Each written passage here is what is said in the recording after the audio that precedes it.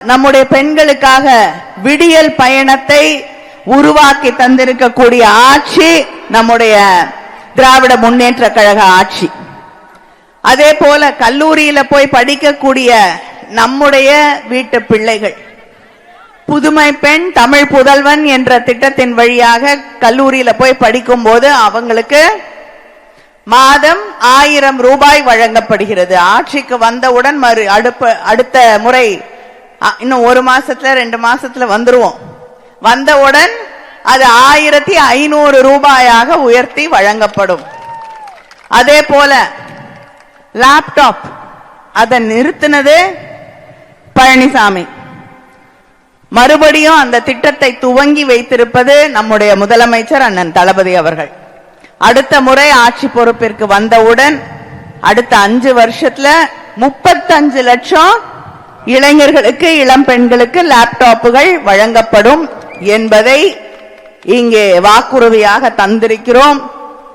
திமுக வாக்குறுதி கொடுத்தா நிறைவேற்றியது என்று பொருள். அதே போல காலை உணவு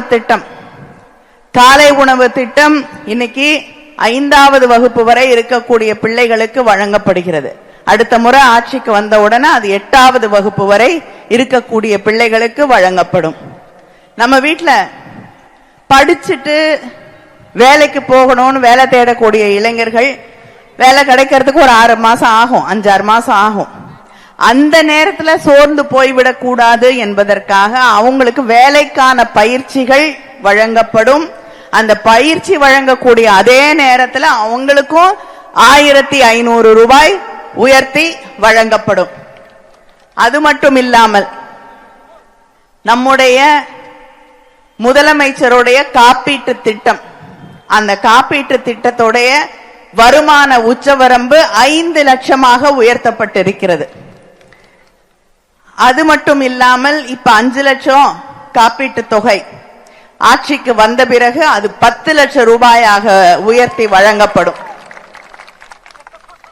இங்க இருக்கக்கூடிய பத்திரிகையாளர்கள் அத்தனை பேருக்கும் முதலமைச்சருடைய காப்பீட்டு தொகை வழங்கப்படும் என்று அவர்களுக்கும் ஒரு காப்பீட்டு திட்டத்தை உருவாக்கி தந்திருக்கக்கூடிய முதலமைச்சர் நம்முடைய முதலமைச்சர் அவர்கள். இத்தனை சாதனைகளை செய்திருக்கிறோம், செய்து கொண்டே இருக்கிறோம். ஆனா எதையாவது நம்ம மேல குறையாக குற்றமாக சொல்லணும் இல்லையா? தேடி தேடி பார்த்தா எதுவுமே இல்லை.